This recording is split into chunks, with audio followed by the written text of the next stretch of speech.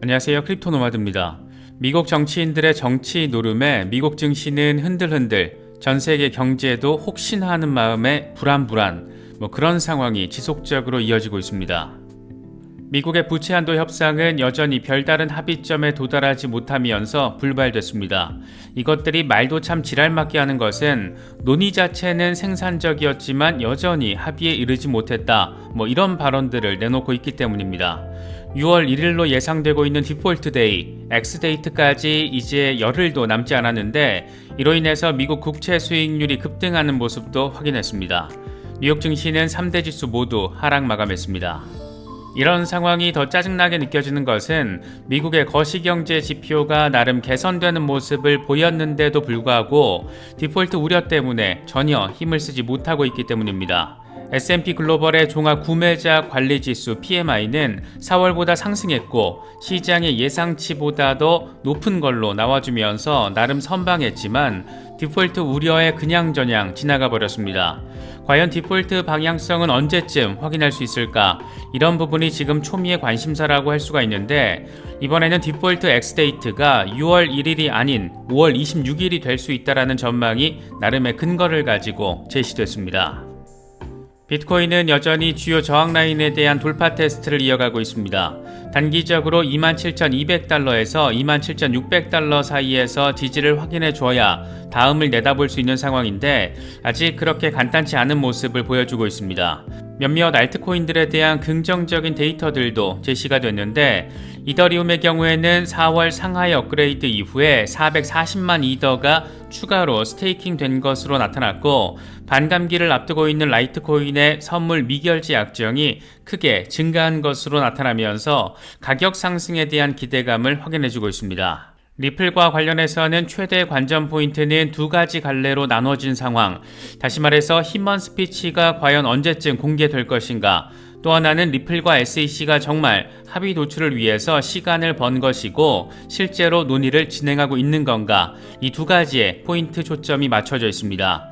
힘먼 스피치가 공개되면 어떤 일들이 벌어질까? 이와 관련해서는 존 디튼 변호사가 구체적인 숫자를 제시했는데 이메일만 63개, 스피치 초안만 52개. 이게 공개가 된다라면 이더리움 비증권 멘트가 SEC 내부에서 어떤 논의와 과정을 통해서 비증권으로 규정이 된 건지 체크할 수 있을 것으로 기대되고 있습니다. 페페코인의 폭등과 폭락 이후에 밈코인에 대한 관심이 꽤나 커졌습니다. 그렇다 보니까 나도 한번 해볼까 이런 나름의 포모 심리가 자극되고 있는데 사실 밈코인에 대한 투자는 투자라기보다 투기나 도박 성격이 더 강하다라고 개인적으로는 바라보고 있습니다. 폭등을 기대할 수도 있지만 폭락이 가능할 수도 있기 때문입니다. 그래도 혹시나 싶은 마음에 소액으로라도 접근을 고민하고 계신 분들은 나름 시장에서 그래도 조금은 더 언급되는 종목들 위주로 살펴보고 스터디를 해보시는 게 그래도 조금은 더 낫지 않을까 생각됩니다. 이번에 AI 도찌와 스폰지 밈코인 광고 영상을 제작했는데 AI 도찌는 아비트럼 네트워크의 아비 도찌의 티커를 카피한 밈코인이고 스폰지 코인은 말 그대로 스폰지와 캐릭터를 가진 제로 유틸리티 밈코인입니다. 둘 다 이미 엄청난 관심 속에 엄청난 폭등을 경험했고 이후에 수익 실현 매물로 인해서 폭락을 경험한 상태입니다. 다시 움직일 때 그 방향성이 어디가 될지는 알 수가 없습니다.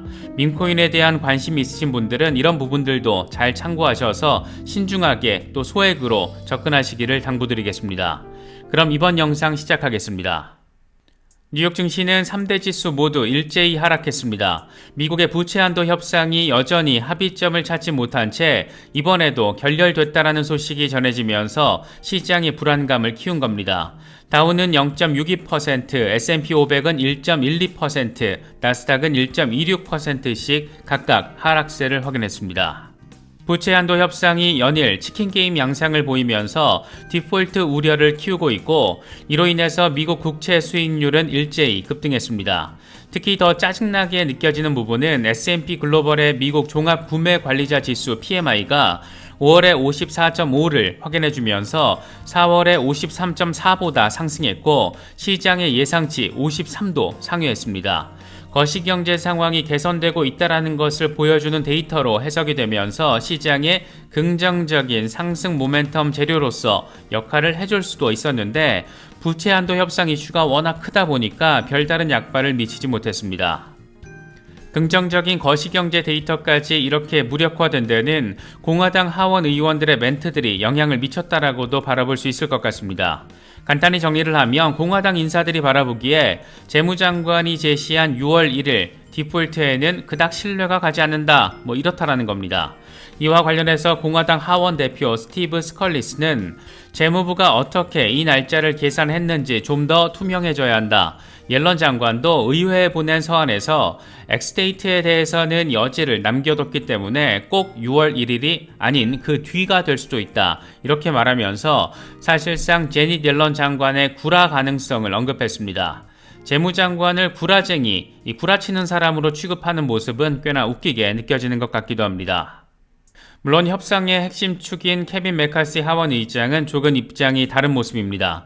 이 양반은 6월 1일 엑스데이트 자체에는 의문을 제기하지 않고 부채 한도 협상의 마감 시한 자체를 6월 1일이라는 점을 재확인했습니다. 바이든 대통령은 이제 진지하게 협상에 임해서 재정 적자 한도를 즉각 끌어올리는 책임있는 합의를 타결짓기까지 딱 9일 남았다. 이렇게 강조하면서 백악관을 압박하기도 했습니다. 물론 이견이 좁혀지고 있다라고 멘트도 날려줬기 때문에 6월 1일 전에는 뭔가 정리될 수도 있을 거라는 기대감을 남기기도 했습니다. 대통령과 하원의장 모두 디폴트는 없다, 이견은 좁혀지고 있다, 이런 다소 정치인스러운 멘트를 던져 놓은 걸 보면 적어도 6월 1일 이전 또는 전후 시점에 나름의 타협안이 도출되지 않을까 생각되기도 하는데 이걸 부정적인 관점에서 바라볼 경우 5월 26일이 되면 미국 정부는 사실상 디폴트에 빠진다 이런 전망도 나오고 있습니다. 이건 미국 국고에 남은 현금 추정치인데 현재 600억 달러 정도 남은 것으로 추산되고 있고 지금 수준의 지출이 계속된다라면 이번 주 금요일 5월 26일이 되면 마이너스 180억 달러가 된다. 다시 말해서 6월 1일이 아닌 5월 26일이 디폴트 엑스데이트가 될 수 있다. 이런 분석과 전망도 나오고 있습니다. 비트코인 역시 이런 간단치 않은 분위기의 영향 속에서 의미 있는 반등 모멘텀까지는 보여주지 못하고 있습니다. 그래도 지금 꽤 의미 있는 구간에서의 지지와 돌파 테스트를 지속적으로 이어가고 있는 상황이어서 흐름 자체가 그렇게 아주 나쁘진 않다. 이렇게도 바라볼 수가 있습니다. 단기적으로는 27,200달러 그리고 27,600달러에 대한 돌파 지지가 필요한 상황입니다. 공포 탐욕 지수는 하루 전과 동일한 50을 기록하면서 정확한 중립 영역에 자리하고 있습니다. 이러지도 저러지도 못하겠는 투심 상태 꽤나 직접적으로 보여주는 것 같기도 합니다. 비트코인 도미넌스 역시 별다른 변동성 없이 47%대 후반에서 횡보하고 있는 상황이 이어지고 있습니다. 현재 비트코인의 흐름과 관련해서 익명의 분석가 렉트캐피탈은 비트코인의 일간 RSI에서 과장된 강세 다이버전스가 형성되고 있을 가능성이 있다. 일부 상승 움직임에 대해서 잠재적으로 긍정적인 신호이지만 주요 저항 라인이 27,600달러라는 걸 인식하는 게 중요하다. 이렇게 설명을 했습니다. RSI 상황을 보면 추가적으로 매수세가 달라붙으면서 강세 다이버전스가 이어질 수도 있는 상황이지만 중요한 것은 27,600달러 돌파 지지다. 이런 점을 강조하고 있는 겁니다. 또 다른 분석가 칼레오의 경우에는 비트코인과 S&P 500의 흐름을 비교하면서 비트코인이 조금 더 단단한 힘을 보여주고 있고 지금의 상황을 보면 2017년 고점대 그리고 3에로 캐피털과 셀시우스 파산대의 저항 라인을 뒤집으려는 신호를 보내고 있는 것으로도 바라볼 수 있다라고 설명을 했습니다. 이 양반은 비트코인이 머지않아서 38,000달러 부근까지 랠리를 할 것이다. 이건 프로그래밍 돼 있다. 이런 점을 지속적으로 강조해온 그런 양반이기도 합니다. 사실 비트코인의 시세 전망과 관련해서 지금 가장 큰 기대감을 주는 요인은 홍콩 이슈가 아닐까 생각됩니다.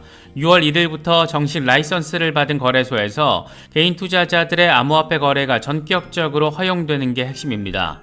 이와 관련해서 홍콩 증권감독위원회는 6월 1일부터 당국의 라이선스를 받은 암호화폐 거래소 플랫폼 운영자는 개인 투자자들에게 암호화폐 거래 서비스를 제공할 수 있다라고 발표를 했습니다.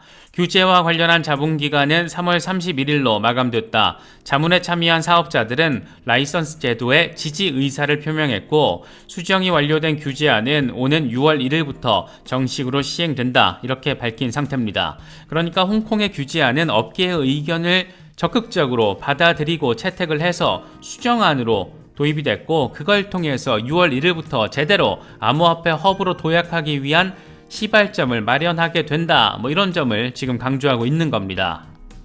홍콩을 중심으로 물론 그 뒤에서 백업하는 존재로는 중국 본토를 생각해 볼 수가 있고 그렇게 새로운 암호화폐 허브의 탄생이 이루어지는 모습으로도 바라볼 수 있을 것 같습니다. 요 며칠 네오를 비롯해서 차이나 내러티브 코인들이 시세를 받는 모습도 포착되고 있는데 홍콩 정부의 전격적인 진입이 이미 시장에는 호재성 재료로 작용하고 있다는 점도 느낄 수 있는 부분입니다. 미국이 여전히 규제 이슈로 어리바리치고 있는 사이에 이렇게 중국이 홍콩을 내세워서 전격적인 진입과 확장을 이뤄가고 있는 상황, 여러 생각거리들을 안기는 부분입니다. 알트코인 대장 이더리움 역시 1800달러 위로 회복을 해주면서 이번에 다시금 2000달러 돌파 랠리를 보여줄 수 있을지 관심이 커지고 있습니다.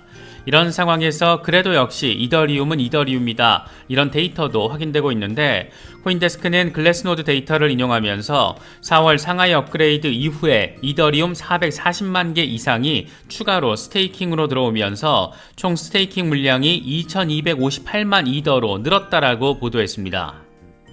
이게 재미있는 것은 스테이킹 참여율이 매달 증가하고 있다는 건데 현재 전체 이더 스테이킹 참여율은 15.4%, 이게 지금 매달 3%포인트씩 상승하고 있고 내년에는 50%에 도달할 가능성이 있는 것으로 전망되고 있습니다. 이렇게 되면 3,500만 이더 넘는 물량이 스테이킹으로 잠기게 되는 건데 전체 물량의 절반 또는 그 이상이 이렇게 되면 이렇게 거래 대상이 아닌 스테이킹 고정 물량이 된다면 이건 당연히 시세 상승의 재료가 될 가능성이 상당히 높습니다. 여기에 자체적인 소각 디플레이션까지 이뤄지고 있어서 지금 당장은 아니지만 좀 더 시간이 지난 뒤에는 거래소 물량 자체가 지금보다 크게 줄어들 가능성 제시되고 있는 것이고 여기에 기관들의 큰손 진입까지 본격화된다라면 이더리움의 본격 반등 그때부터 시작되지 않을까 생각해 볼 수 있을 것 같습니다. 반감기를 앞두고 있는 라이트코인 역시 꽤나 관심받고 있는 모습입니다. 더블록은 라이트코인의 선물 미결제 약정이 올해 들어서 20% 이상 급증했다라면서 이건 지난해 초 이후에 최고치에 해당한다라고 보도했습니다.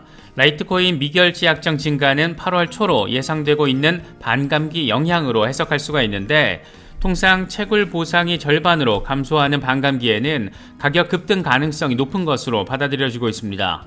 물론 반감기 직후에는 가격 하락이 나타나는 경우도 있기 때문에 적절한 익절 목표를 사전에 설정해 놓는 것도 중요하지 않을까 생각되기도 합니다. 저희 채널에서도 라이트코인에 투자하시는 분들 꽤 계시는 걸로 알고 있는데 이런 부분들 참고하시면서 막연한 욕심 대신 전략적 매도 계획 미리 세우시고 대응하시면 더 좋을 것 같습니다. 리플과 관련해서는 현재 상황에서 가장 큰 관심사는 두 가지로 요약할 수가 있습니다. 하나는 과연 리플과 SEC가 지금 합의 도출을 위한 논의를 진행하고 있는지, 또 다른 하나는 힌먼 스피치 이메일이 언제 공개될 건지 그 여부입니다. 이게 사실 두 개가 하나의 맥락으로 연결되어 있기도 해서 따로 분리해서 바라보기 어려운 측면도 있는데 SEC와 리플이 합의 시도를 위해서 힌먼 스피치 공개 일정을 일주일 연장 요청을 한 것이고 양측이 적정한 수준에서 합의 결정을 내리게 된다면 힌먼 이메일은 영영 세상에 공개되지 않을 것이기 때문입니다. 이와 관련해서 존 디튼 변호사가 힌먼 이메일이 왜 그토록 중요한지 숫자 두 가지로 압축을 했습니다.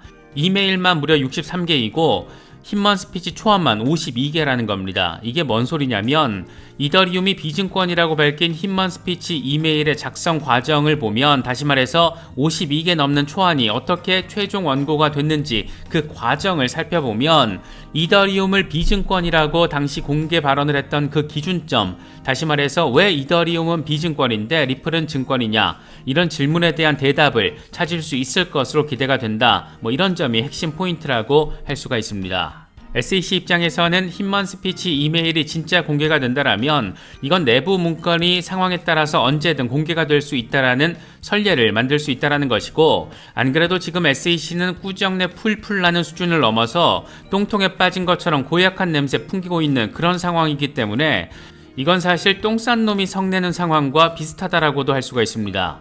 어쨌든 SEC 입장에서는 최악의 상황을 피하기 위한 목적이 깔려 있기 때문에, 그래서 소송 시작 직후 그 어느 때보다 합의 가능성에 대한 기대감이 지금 커진 것이 아닐까 생각되기도 합니다. 그렇다면 긍정적인 합의 결과 내지는 판결이 나와준다라면 XRP 시세는 어떻게 되는 걸까? 이와 관련해서 사실 최근 들어서 워낙 전폭적인 전망들이 많이 나와주긴 했는데, 전망은 물론 전망일 뿐이지만 그래도 나름의 기술적 분석이 가미되어 있다 보니까 아예 외면하기도 또 어려운 것 같습니다.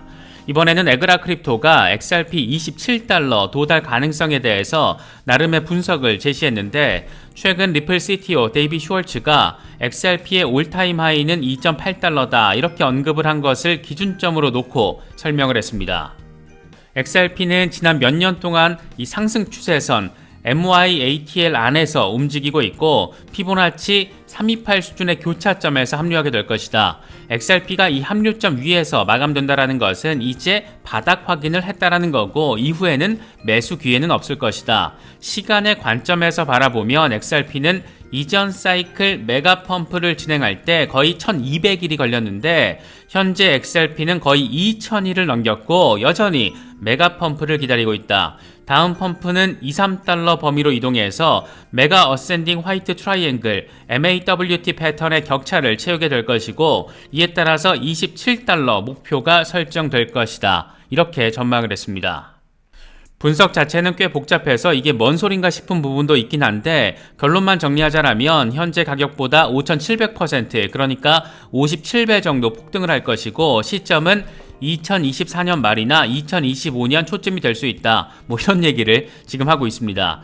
물론 이런 분석을 바라보고 투자 조언으로 인식을 하는 그런 모질이들이 저희 채널에는 없겠지만, 기술적인 분석으로 이런 것도 가능하다. 이런 취지로 바라본다라면 적어도 중장기 투자 멘탈을 관리하는 데는 도움이 될 수도 있지 않을까 생각되기도 합니다. 물론 27달러에 도달한다라면 정말 많이, 아주 많이 좋을 것 같긴 합니다.